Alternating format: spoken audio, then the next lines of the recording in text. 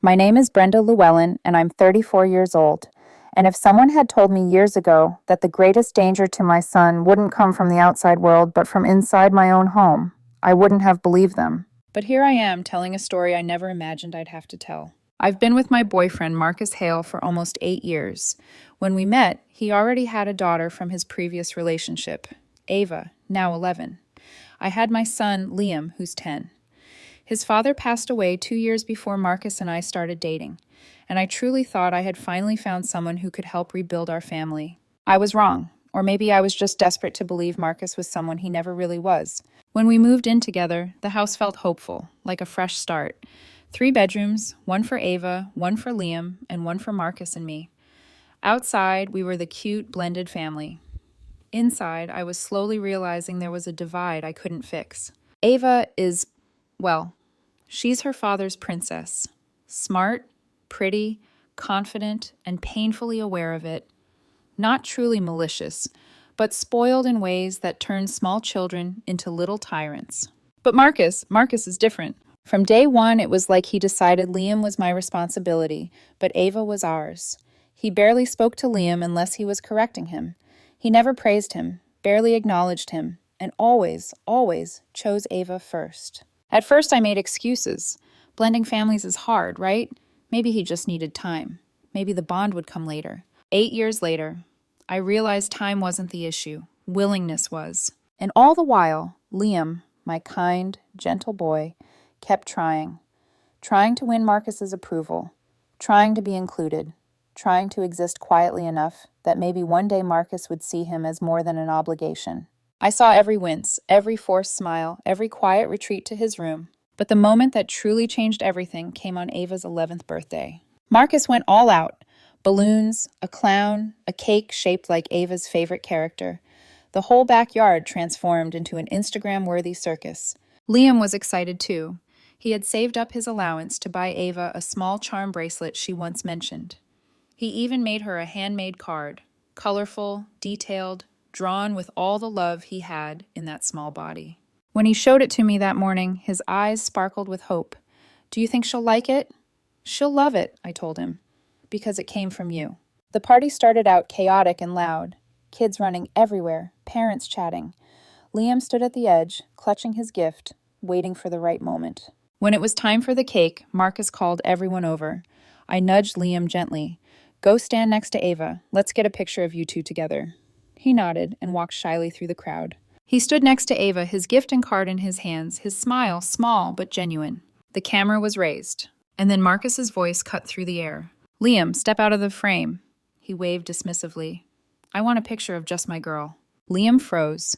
The smile fell from his face so fast it felt like time stopped. "Marcus?" I whispered sharply, but he ignored me. Liam stepped back, confusion and embarrassment washing over him, his head lowered.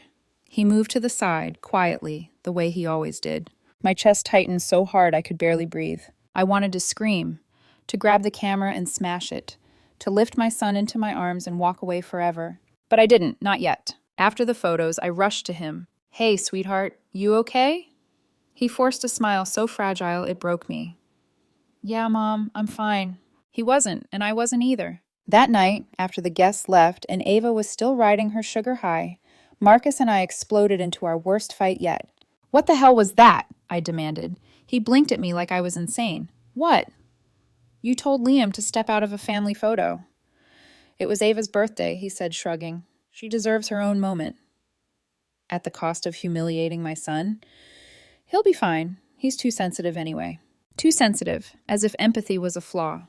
"You're driving a wedge in this family," I whispered, and his voice, cold, sharp, cut back. "Don't ask me to treat him like he's my responsibility. He's not my kid, Brenda." The words hit me like a punch. Not my kid. Liam was in the hallway. He heard it. I saw the way his shoulders tensed before he slipped silently into his room. Later that night, while the house slept, I sat alone in the living room, hands shaking. Something inside me whispered, "There's more. Something you're not seeing." And for the first time, I believed it. I didn't know it yet, but I was standing at the edge of a truth that would shatter everything I thought I knew. That night, after everyone had gone to bed, I sat on the couch in the dark, staring into nothing. Marcus's words kept replaying in my head. "He's not my kid, Brenda. He's too sensitive. Don't ask me to treat him like he's my responsibility. Each sentence landed like a bruise across my chest. I had spent years trying to convince myself that Marcus was a good father figure. Someone who just needed time. Someone who didn't know how to bond with a child who wasn't biologically his. But that night, something snapped. Something deeper than anger. Something closer to fear. Because the truth was simple. I didn't trust Marcus anymore. Not with my heart and not with my son. The cameras. 2 days later, while Marcus and Ava were out running errands, I ordered 3 small security cameras. Discreet ones. So small they could disappear into the corner of a shelf. I hated myself for doing it. I felt dirty, paranoid, guilty. But a mother's intuition is a powerful thing. And mine was screaming. When the cameras arrived, my hands shook as I installed them. 1 in the living room, 1 in the kitchen, 1 in Liam's room, only facing the door, not inside, just enough to capture what happened when someone entered. I told myself this wasn't spying. This was protecting my child. Nothing. Until something, for a few days, nothing happened. Footage showed the usual household chaos. Ava playing on her iPad, Marcus scrolling on his phone, Liam reading quietly in corners like he always did. For a brief moment, I almost convinced myself I was overreacting. That the birthday party had been a one-time mistake. That Marcus wasn't capable of being cruel. I wanted desperately to believe that. But then came day 3. The book. Liam was sitting on the couch, flipping through one of his favorite fantasy novels. Ava walked in, her little chin lifted, her steps sharp with confidence she didn't earn. Without a word, she snatched the book from his hands. Liam blinked up, gentle, confused.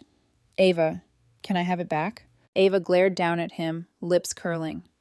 This isn't your house, she hissed. Stop acting like you belong here. And then she tossed the book across the room like trash. My heart stopped.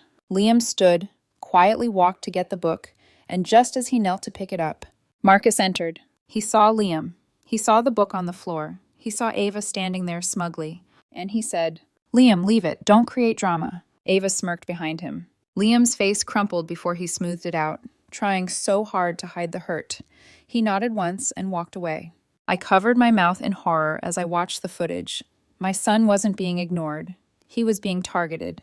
The snacks. The next recording was worse. Ava rummaged through the pantry, found a small stash of snacks Liam bought with his allowance, and tore into them without hesitation. Minutes later, Liam entered. He approached slowly. Ava, those are mine. I saved up for them. Ava didn't look at him. Dad said I can have whatever I want. Marcus walked into frame, glanced at the scene, and chuckled. Don't be selfish, Liam. Sharing won't kill you. Sharing. Is it sharing when one child is allowed to take everything while the other gets nothing? Liam lowered his gaze, swallowed his feelings, and walked out.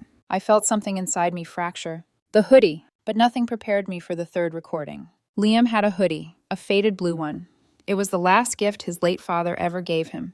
He wore it constantly. Sometimes I'd find him asleep holding onto the sleeve like it grounded him. In the footage, Ava used that hoodie to wipe up a spill on the dining table. A sticky mess of juice smeared across the fabric. Liam entered the room and froze. Ava, please stop, he whispered, voice shaking. That's important to me. Ava laughed. It's just an ugly hoodie. Chill. Liam darted forward to grab it, but before he could, Marcus stepped into frame. He looked at Liam clutching the hoodie. Maybe, just maybe, he'd step in. Maybe he'd show a shred of humanity. Instead, he smirked. If you didn't leave your things everywhere, this wouldn't happen. Liam's lip trembled. He hugged the hoodie to his chest. Marcus grabbed Liam's arm. Not a playful grab. A hard, jerking grip that made Liam flinch. I said stop whining, he snapped. Go to your room before I make you regret it. Ava giggled in the background. And Liam, my sweet boy, turned away, shoulders shaking, tears dripping quietly onto the stained hoodie. The breaking point. I watched that footage 3 times, my stomach twisting, my eyes burning. By the 4th time, my breath came in short, horrified bursts. This wasn't favoritism. This wasn't poor parenting. This wasn't a difference in bonding. This was abuse. And it was happening right under my roof. I felt sick, betrayed, angry in a way that tasted metallic in my mouth. I whispered into the empty living room, I'm done. That night, I printed every screenshot, every moment of cruelty, every second of evidence. I placed the pages into a neat folder. My hands trembled, but my decision was clear. Tomorrow, I would confront Marcus, and then I would end this relationship, for good. For my son, for myself, for the life we deserved. I didn't sleep at all that night. The folder sat on the coffee table like a loaded weapon. Every screenshot, every timestamp, every second of proof that the man I trusted had been destroying my son from the inside out. By morning, I wasn't a girlfriend anymore. I wasn't even a mediator or a peacekeeper. I was a mother at war. The confrontation. I waited until Liam left for school, until Ava was at a friend's house, until Marcus was home, lounging on the couch with his feet up, scrolling his phone like he didn't have a care in the world. "Marcus," I said, my voice low, steady, "we need to talk." He sighed and didn't look up. "Can it wait? I'm in the middle of something." I walked over and placed the folder on his chest. "No," I said, "it can't." He frowned, grabbed the folder lazily, and opened it. The first page was a screenshot of Ava snatching Liam's book. The next, Ava tearing open Liam's snacks. Then the hoodie. Then Marcus grabbing Liam's arm. As he flipped the pages, I watched his face carefully. Nothing. Not guilt, not shame, not even surprise. Just annoyance. "So?" he said flatly, tossing the folder onto the table like it was junk mail. My jaw clenched. "So?" I repeated. "That's all you have to say?"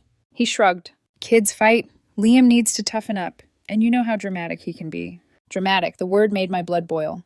"You mocked him, Marcus," I said. "You laughed when Ava ruined something that belonged to his dead father. You let your daughter bully him. You grabbed him. Do you really think this is discipline?" He rolled his eyes. "Oh, please, don't make me the villain. Ava is my daughter. I'm allowed to discipline him if he's my son." My voice cut through the room like a blade. Marcus blinked. "And if you don't care about him, that's fine. But hurting him, humiliating him, letting your daughter treat him like trash, that ends today." He stood abruptly, anger rising.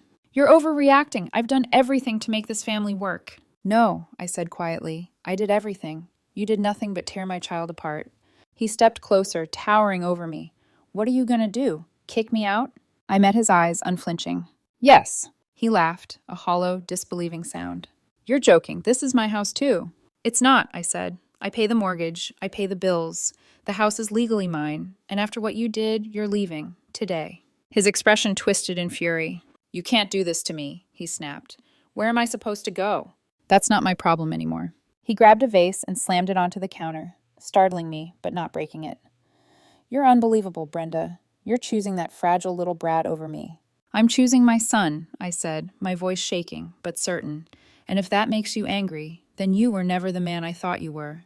Marcus stormed off, slamming doors, shouting curses under his breath. He packed angrily, leaving the house like a storm cloud, fast, loud, and destructive.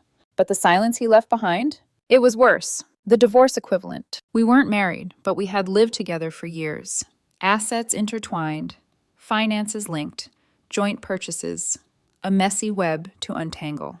I contacted a lawyer that afternoon. By the next week, Marcus had hired one too. Someone aggressive, someone who clearly specialized in flipping narratives and weaponizing sympathy. His lawyer painted Marcus as a devoted partner, a struggling father, a man overwhelmed by Liam's emotional issues. They claimed that Marcus had been the primary father figure for both kids. I nearly laughed. He hadn't even been a decent human, let alone a father figure. But in court, lies can look shiny if polished well enough. That's when I remembered the cameras. I shared everything with my lawyer. Her eyes widened, not just at the footage, but at the timing and setup. "This," she said, tapping a screenshot, "is a game changer." Marcus's lawyer tried to claim the cameras were a violation of privacy. My lawyer calmly responded, "They were installed in common areas and for the protection of a minor." The judge allowed the evidence. Courtroom truths. The courtroom lights felt too bright, the floor too sterile, my heartbeat too loud in my ears. Marcus sat across from me, looking smug. Ava sat beside him, fidgeting. His ex-girlfriend, Ava's mother, sat behind him, glaring daggers at me. When the first video played, Marcus shifted. When the second played, he sank lower in his seat. When the hoodie video appeared, showing him yanking Liam's arm, the judge's face hardened. Marcus's lawyer stuttered through an excuse. Discipline, context, misunderstood. But no amount of spin could erase the image of Liam's trembling shoulders, the way he clutched that hoodie, or the coldness in Marcus's voice. When the videos ended, the judge spoke slowly. "Mr. Hale, your behavior is deeply concerning." Marcus opened his mouth to object, but the judge raised a hand. "And as for your daughter, I see a clear pattern of bullying that you ignored, if not encouraged." Marcus looked at the floor. The judge continued. Ms. Llewellyn, you acted appropriately by removing your son from this environment. Then the rulings came. Marcus would receive nothing from shared expenses. Marcus had no claim to the house. Marcus would not have unsupervised access to Liam, no visitation rights at all. Temporary distance restrictions were placed against unwanted contact. Full custody of Liam remained exclusively with me. For the first time in months, I exhaled without feeling like I was drowning. Aftermath. Marcus's glare as we left the courtroom could have cut glass. His ex looked furious, whether at him or at me, I couldn't tell. But none of it mattered, because when I walked through my front door that afternoon, Liam looked up from his sketchbook with tentative hope in his eyes. And for the first time in a very, very long time, I could finally say, we're safe now. For weeks after the courtroom verdict, the house felt different. Calmer, quieter, lighter. Liam no longer tiptoed around corners. He no longer paused before entering a room, bracing himself for humiliation. He no longer flinched at raised voices. He laughed more. He slept better. He drew more elaborate sketches, filling page after page with dragons, forests, and brave heroes. Heroes who survived terrible things but still chose kindness. I used to worry that Marcus's voice would echo in his head forever, but slowly, painfully, beautifully, Liam began reclaiming his peace. And so did I. But peace doesn't protect you from the past trying to crawl back in. A few weeks after the divorce equivalent paperwork was finalized, I started hearing things through the grapevine. Whispers from mutual acquaintances, rumors from neighbors who loved to talk, tidbits that reached me whether I wanted them or not. Apparently, Marcus was struggling. He had taken Ava and moved into his ex-girlfriend's tiny rental house on the other side of town. From all accounts, things were tense. His ex, Sabrina, wasn't thrilled about having 2 new house guests. And why would she be? Marcus had lived comfortably for years on my financial stability. He wasn't prepared to support himself, let alone a child accustomed to luxury. Ava, stripped of her princess treatment and constant indulgence, began acting out. Sabrina complained to friends, who then complained to others, who then whispered to me, "He's miserable. He regrets everything." He didn't know how good he had it. I didn't celebrate. I didn't smile. I didn't feel vindicated, because none of this had been a game. This was my life, my son's life, and the damage Marcus caused wouldn't be undone with a few hard months. But Marcus didn't see it that way. He saw it as a chance to claw his way back. The first message. It started small. A text out of the blue. "Marcus, we need to talk." I stared at it. My stomach didn't twist with fear anymore, just irritation. I typed back, "About what?" His reply came instantly. "I've been thinking a lot about us, about my mistakes. I miss our life, Brenda." My thumb hovered. I didn't respond. A minute later, "Please, just hear me out." I blocked the number. The emails. The next attempt came through email. A long, rambling message filled with half apologies and self-pity. I didn't realize how hard things would get. "Ava is struggling and Sabrina blames me. You were always the stable one." Liam was sensitive, but maybe I was too harsh. "We can fix this." Fix? He thought this was about inconvenience. He thought this was about homesickness. He thought losing comfort equaled losing family. He didn't understand the wound he created. Or he didn't care. Either way, I sent the email to my lawyer and blocked that address too.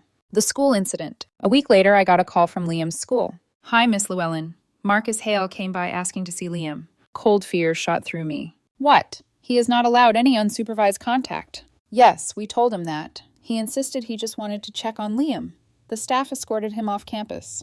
My hands shook as I ended the call. That was the first time in months I felt the old panic creeping back into my chest. That night, I held Liam longer than usual. He didn't understand why. He were just sleepy and warm. But I did. Marcus wasn't trying to patch things up. He was trying to regain control. The friend interference. Next came a mutual acquaintance, one of Marcus's old coworkers. He showed up at my door, hands shoved in his pockets. "Marcus is going through a hard time," he began. "He told me he wants to apologize. He wants to see Liam." I stared at him. "Did Marcus tell you what he did to my son?" He swallowed. He said there were misunderstandings." I stepped closer, voice low and sharp. "He mocked a grieving child. He let his daughter bully him. He grabbed him hard enough to make him cry. He destroyed his sense of safety, and he would have gone on if I hadn't caught it on camera." The man blinked, finally understanding. I didn't know." "Now you do." He apologized and left, shaken. I closed the door and locked it twice. One last attempt. Marcus's final attempt came in the form of a handwritten letter slipped under my door. I didn't want to read it, but some part of me, a part still wounded by betrayal, needed to see what he thought he could possibly say. It read, "Brenda, I know you hate me right now. I know you think I'm a monster. But I lost everything, and I don't know how to start over. I miss our home. I miss you. I miss the life we built. Ava misses you too. She cries every night. Please don't give up on us. I can change. I'm begging you. Marcus." I stood there holding the paper, feeling nothing. No tug, no spark, no ache. Just relief that I had made it out. I tore the letter in half, then again, and again, until it was confetti in the trash. Moving forward. Liam is thriving now. Sometimes he still asks why Marcus didn't like him, why Ava was so mean, why I stayed so long. I tell him the truth gently, that sometimes people don't know how to love right, but that doesn't mean you weren't worthy of love. And every day, I watch the fear and doubt fade a little more. Every day, he becomes more himself again. Every day, our home becomes more ours. Final message. If you're reading this and you're trapped in a home where love feels conditional, where someone makes you or your child feel small, please hear me. It's not your fault, and leaving is not failure. People like Marcus rarely change. They might regret losing comfort. They might regret losing a provider, but they don't regret what they did. I saved my son, I saved myself, and I will never let that darkness touch our lives again.